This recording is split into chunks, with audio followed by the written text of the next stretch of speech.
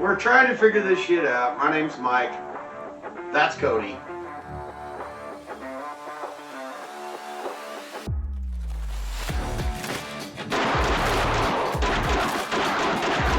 Ladies and gentlemen, boys and girls, children of all ages, D-Generation X proudly. Oh my gosh.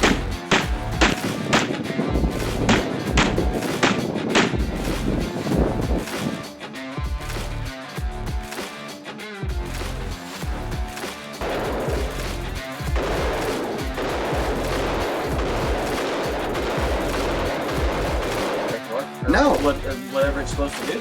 I don't know if you can see that on there, but it didn't open up as far as I thought it would.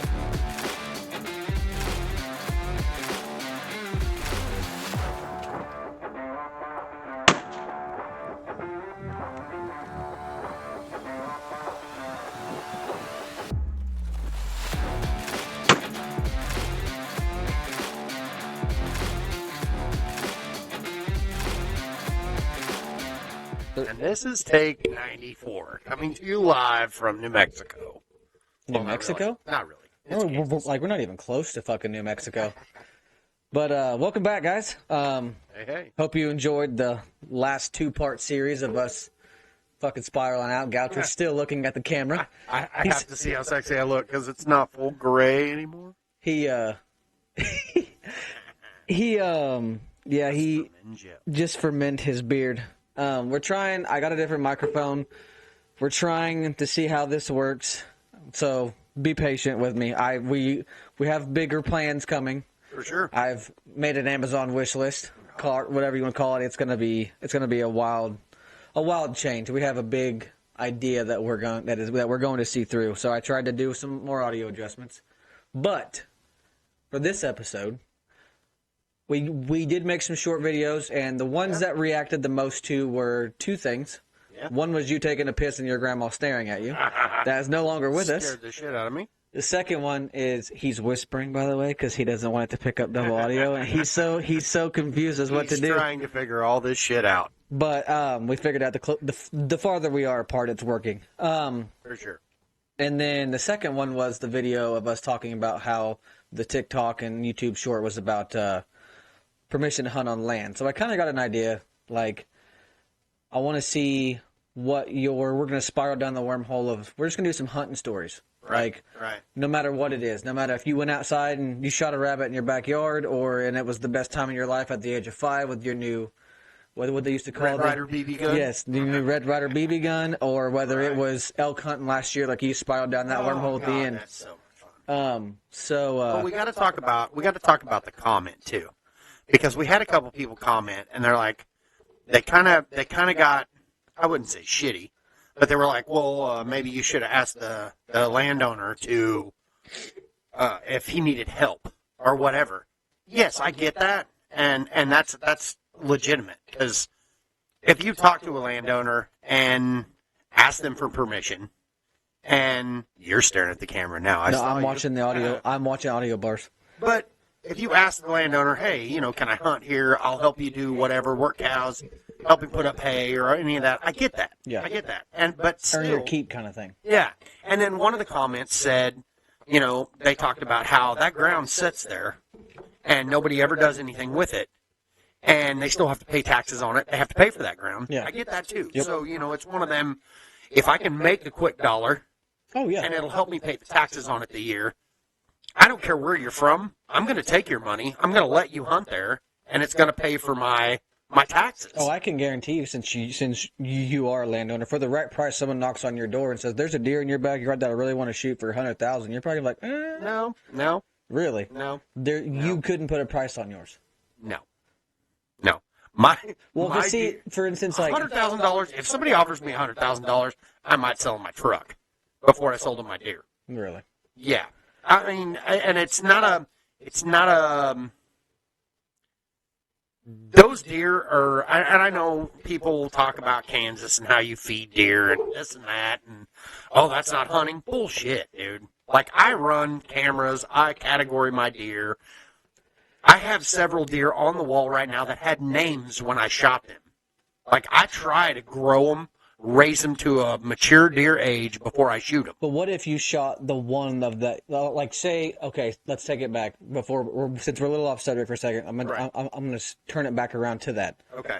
Back to if someone offered you money. Right. Say it's the year you're hunting crooked horn. Right. And you bagged him.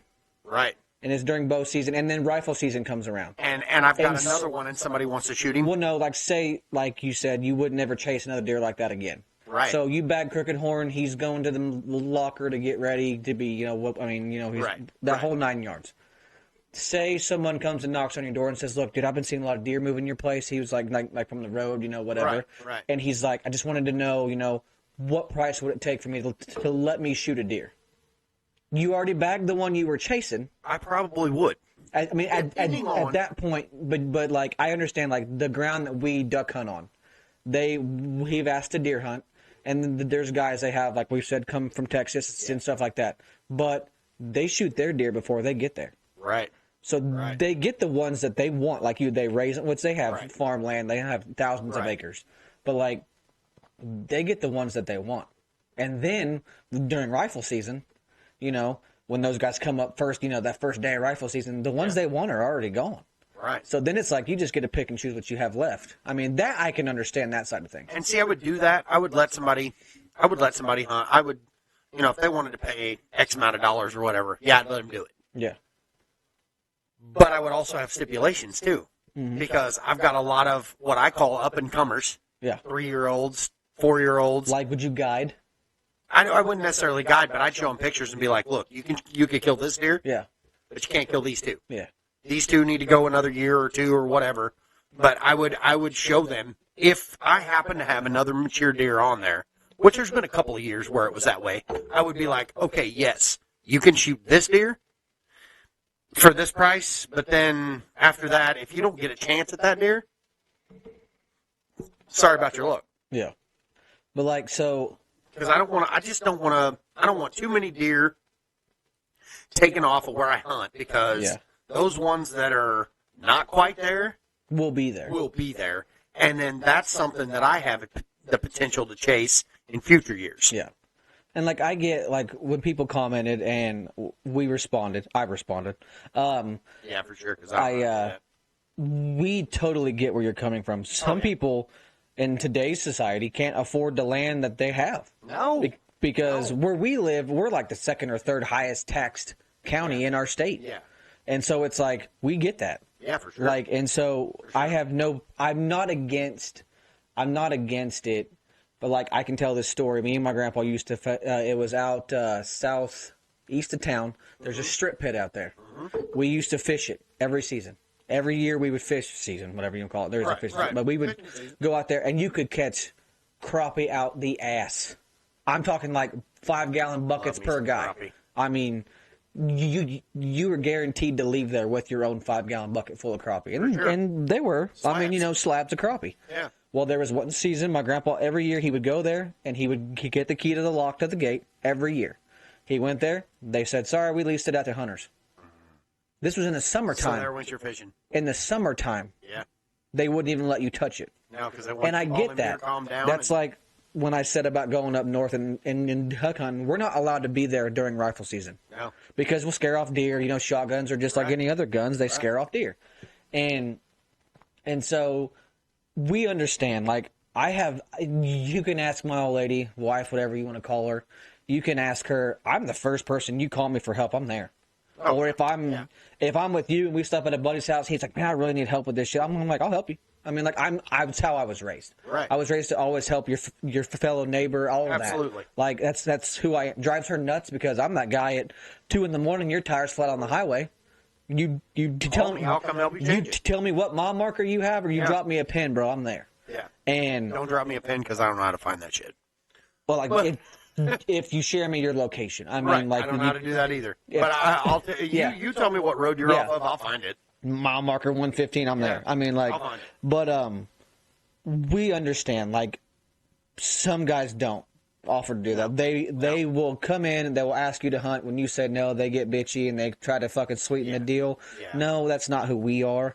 And if you go back and watch the whole video, that was just a controversial clip. Yeah, that was one spot. That was one spot I fixed to see, or I clipped to see what reactions that we would get. For sure. And that's what we want. We want reactions. We want comments because it lets us communicate with you. Well, and I started reading that one comment, and he was like, we gotta pay taxes on this ground, regardless.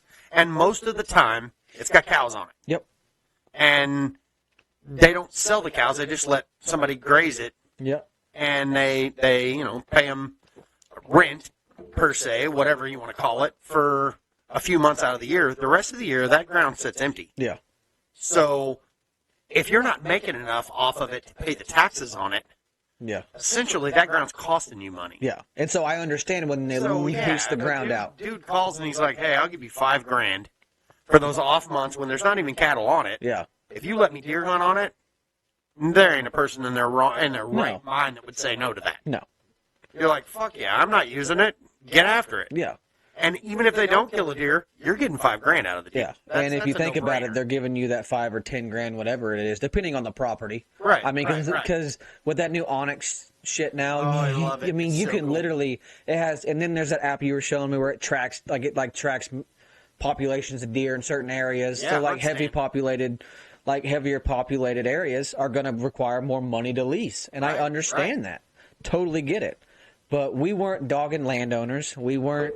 Oh, absolutely. I mean, so absolutely. I am one myself. I mean, he is one himself. I plan to be one soon. I mean, but I will say, I think I would have a soft spot for that middle school, high school kid comes knocks on your door. Oh, for sure. And he's like, "Hey, I don't have anywhere to hunt. Someone told me that you have deer back here. Can I just go shoot a doe or just a small buck, whatever?" I'd be like, "You get your ass in a truck." You know what's I crazy? mean, like, literally along that aspect. So my youngest is 14, and I'm not going to mention any names because I don't want to sound like a dick because I'm not trying to be. But there's people in our area that are very opinionated and very strict on their ground, but they want to hunt everybody else's. oh yeah, They don't want anybody on theirs, but they want to. you can't have your cake and eat it too, bud. So my kid come to me this summer, and he's like, "Man, I wish I could fish his ponds." And I'm like, "Go ask him." He goes, "What do you mean?" The I worst said, he can tell you is no. I said, "All he can tell you is no." I said, "But if you drive up there on your four-wheeler, walk up, introduce yourself, shake his hand, because that's the way I was taught. Yep. Introduce yourself and tell him what you want to do." I said, "What's the worst he could say is no?" Yeah. So he did it. And him and his buddy, they drove up there on their four-wheelers. They had all their fishing stuff, and they're like, "Hey, can we fish?" Damned if he didn't say yes. I would have bet my kidneys that this dude would have told them boys no. Because he's stocked that lake. He won't let nobody in there. Never lets anybody in there. And he looked right at the boys, and not only did he say yes, he goes, "All I ask is that you don't keep my channel cat, and come back and give me a fishing report." Yeah. And Red's like, "What did he mean by that?" I said, "Well, he just wants you to come back and tell him if you caught a bunch." He's like, "Really?" I said, "Yeah." But I said, "Wait a minute. He said yes." And he goes, "Oh, yeah, he told us we could fish it anytime we wanted to, just to let him know if we're catching a bunch." I'm like, "Are you kidding me?" So that right there is proof. Oh, excuse me. That right there is proof that if you just make the effort and go ask and be like, "Look, I don't have any place to fish right now, and this lake's really cool looking." Yeah. 95% of the time, if you just go ask, they'll let you do it. Oh yeah. That's what there's a place me and my dad used to duck hunt as a kid, and all the guy required was whatever you shot, he wanted breast meat. Oh, really? Like he loved to eat So duck, you breast out, but he 3 didn't. or 4 and bring them to Yeah, him. he didn't like to eat them, or not like eat them. He didn't wanna didn't kill like to kill them and clean them and go through the bullshit because he was an older guy, Right. probably late 60s, whatever. He's probably Right. gone now, but yeah, he would. That's all he'd ask after every hunt. If you would get him 3 or 4 or 5 breasts, and he would cook them. See, that's That's what's the only crazy. thing he would take. I mean, that was simple. I mean, Yeah. you hunt my ground, I want some meat. And there was a guy that commented that, and he commented on was it YouTube or Facebook? I don't remember which one it was. And he was like, well, just be glad that they don't require half the meat. I'll give you half of it. For sure. If you let me go hunt your ground and spend time on it, yada, yada, yada, like, I have no problem giving you half the meat, because most of the time when you shoot a trophy deer, you don't care about the meat. I mean, besides you, because like in my aspect, yeah. my wife can't eat it. Exactly. So if you had to give whatever somebody, I'm making out of that deer, essentially, I keep a few steaks for my mom and dad, or for me. Most of the time, it's all ground up into burger anyway. For chili or whatever. Yeah, or stuff. Well, see, I can't even really make it in the house because it gives her a headache, the fumes. Yeah. So, like, before she had that, I would always kill 2 deer at the time. I mean, you can kill, some units you can kill up to 7. Yeah. But I would always kill, after I filled my buck tag, I go buy 1 doe tag. Mm-hmm. But the reason I did that was before I'm hunting on my own ground. The guy that I hunted on, that's all he ever asked. He goes, I'd just like to have a couple back straps. Yep. And I started thinking about it, and I'm like, well, hell, I don't want to give him the back straps. That's the best, some of the best meat. Yeah. I'm like, I don't want to give him the only back straps I'm getting. I was like, wait a minute. If he's going to let me hunt, I can kill my buck. I can process that whole thing myself. I can kill my doe and give him half the meat off of it. Yeah. And I still got a deer and a half's worth of meat. Yeah. And I'm helping him out too, because he was the same kind. He didn't want to hunt. He didn't care that I hunted. He's just like, just take a little bit of meat. So I always bought, then that last year I did it, I think you could have up to four deer in our unit. He goes, I'll tell you what, kid. He said, you always kill 2 and you give me part of 1. He said, how about you buy 2 deer tags? And I don't know if this is legal, so I'm just going to say this now. He paid for them, but they were my tags. I shot the deer, and then I give it to him. Yeah. He said, you get your 2. He said, and then I'll pay for the next 2 tags. He said, and I'll take those. So I'd always fill 2 tags, and then I'd shoot 2 does for him, sign the tags off, because all he did was give me, I think it was $10. He gave me $20. He's like, here, go buy a couple more. He said, I'll fill my freezer too. Yeah. And I was like, that's really freaking cool. Mm-hmm. So, you don't mind helping out people like that. My whole issue and the whole reason that subject even came up is I'm not going to say it pisses me off, but there are times where it's like, now all people see when a hunter comes up and talks to them is freaking dollar signs. Yep. It's like, damn, it shouldn't be that way. The good old boy days are just about, Dude, I remember getting in the truck with my dad, and we would drive around. This is back when I deer hunted with my dad. Right. We would drive around, and for any parents that have kids that are, older, whatever now, you can remember these days, you would always make your kid go ask.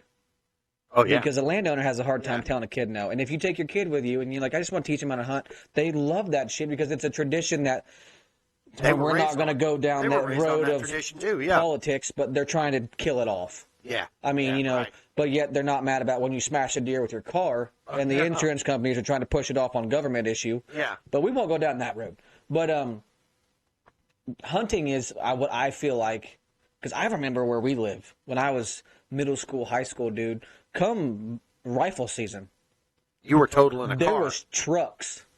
Every hotel had jacked up trucks, and they were you would see, you go into the gas station, because, rifle season falls into duck season. Right. So, you would go into the gas station at 5:30 in the morning, and all you saw was camo. Yeah. Whether it was Max 4 camo or whether it was real tree camo. It was, you got your deer hunters and duck hunters, and they would make, a killing off that.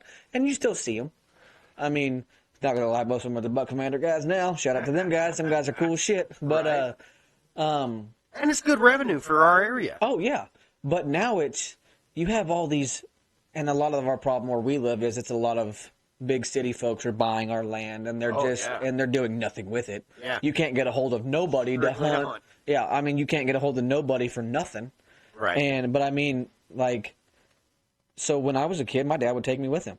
He'd be like, you need to go up there, and I said, oh, man. Yeah. And so, I'd get out, water my little ass up there, and I'd be like, hey, me and my dad want to go deer hunt, because I don't deer hunt that much. And he'd be like, son, you get your ass out there. And then that was the thing. He would say, you can go kill me a deer.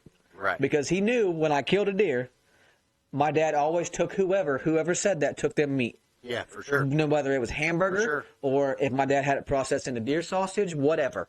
My dad always went and dropped off meat. Right. And so it was like it was one of those things you trade it out. And so we get what they're saying. They're like, Oh, yeah. well, why don't you offer to help them with something? I will. Oh, I would help them with anything. But you'd be surprised half the time, like he says, when they answer that door and you ask the deer hunt and they ask how much, and you're like, I just wanted to hunt, but they shut the door in your face. And that's where I was getting at the last time. It's not even so much they ask how much are you willing to pay. Most of the time now, when you walk up to the door and you're like, hey, I just wanted to see if I could possibly bow hunt this or whatever, they're like, sorry, I already got it leased. Yeah. That's the big thing that happens anymore. It's like, sorry, I already got it leased. I noticed one of the comments. I know these people real well, and they're like, we're just fortunate that we still know a couple of good old boys. Yeah. And they do. Yeah. And they've got some fire ass ground that they hunt, and it's one of them. His boy this year killed a stud of a buck, and it's cool to me to watch kids do that, because not only do you keep the fire burning in the next generation, Yeah.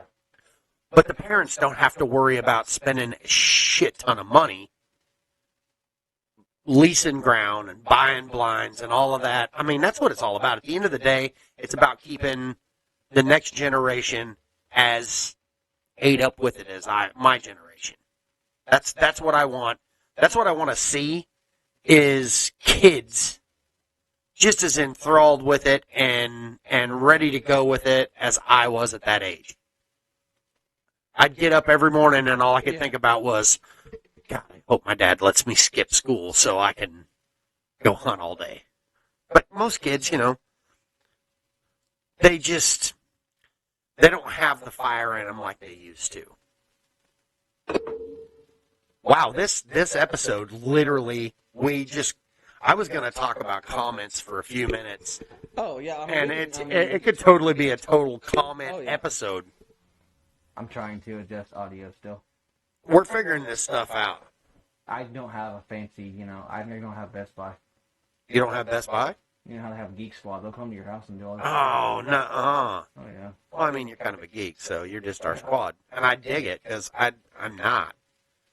But yeah, I appreciate, just so everybody's aware, and just so this doesn't get construed weird, I appreciate the comments.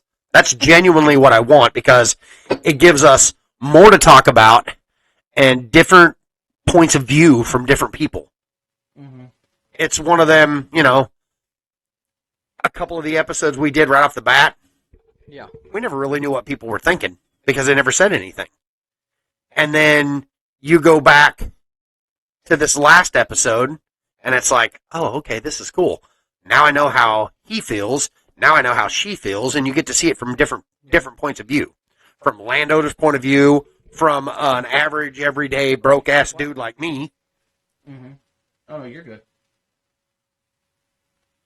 You get to see, the different angles. And we're walking. And we're walking. He's getting it figured out. I'm trying to figure out, it's so weird how this works. See, we're having technical difficulties. But meanwhile, back at the ranch. No, so either this episode or the next episode, we're going to start talking about some hunting trips. No, we can talk about that now. Okay. So we were going to talk about, just normal hunting stories. Stuff that's happened to people. So I gotta say, first and foremost, I'm definitely a deer hunter. But I also really like coyote hunting. Mm-hmm. Always have. And those two kind of mixed together about, I don't know, it's probably been 10 years ago. I'm sitting in the deer stand, and I have literally spent the last 2 months feeding deer, lining stuff out, getting everything ready. Climb up in the stand. It's kind of hot. It's not a good day for it. Sweaty. Trying to figure out what's going on.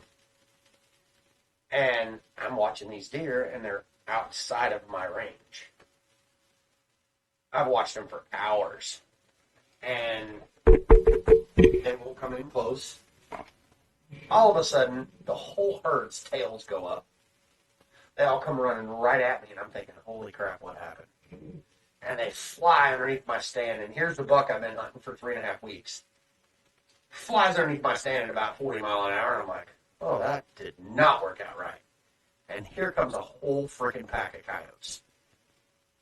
I'm like, all right, dude. You ruined my hunt, I'm going to ruin you. Draw back, stick this coyote right at the base of my tree. He's laying there, and he's not dead. Mouthful of blood, pissed off at the world. Well, I better put another arrow in him. So I knock another arrow, draw back, shoot, and as I shoot, this dude flops. Sticks in the ground next to him. I'm like, all right, fine. So I get another arrow.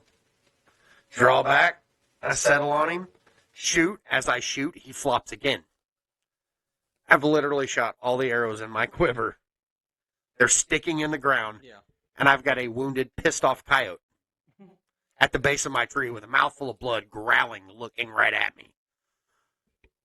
What the hell do you do? I'm like, I'm screwed. I don't have anything else. I've shot all my arrows in my quiver. They're all sticking in the ground. Only one of them technically hit him, and granted, it put a hole through him. Yeah. Knowing what I know now, if I'd have just sat still and given him time, he'd have died. But I'm like, oh, I got to get out of this tree. So I climbed down out of the tree, and I grabbed this stick, and I'm thinking I'm just going to beat the shit out of him. I walk around the back of the tree, holding the stick. It breaks in my hand. I'm like, no. And I just took off. I get up to my truck, and I call Dad, and I'm like, hey, I forgot to bring a pistol. I got a pissed off, wounded coyote at the base of my tree, just ran off the whole herd of deer. I don't know what to do. You need to come over here. So my dad drives all the way over there. We walk in. He's got this pistol. By the time we get back to the tree, coyote's dead. But he ran off the whole herd. Yeah. So I've actually shot, well, since then, I've actually shot several coyotes with my bow. But that was my first one. Like the coolest thing ever. I didn't even think it was possible to coyote hunt with a bow. Now I watch guys do it. They use the calls, call them in, and shoot them with a bow, and it's freaking cool. But that's my one experience where I actually did it. Well, you shot a coyote while you were hunting? Are we getting this thing figured out? I don't know. I'm totally interested in this, too. I'm trying. Well, maybe we just take a smoke break, and we can go back and review and see if this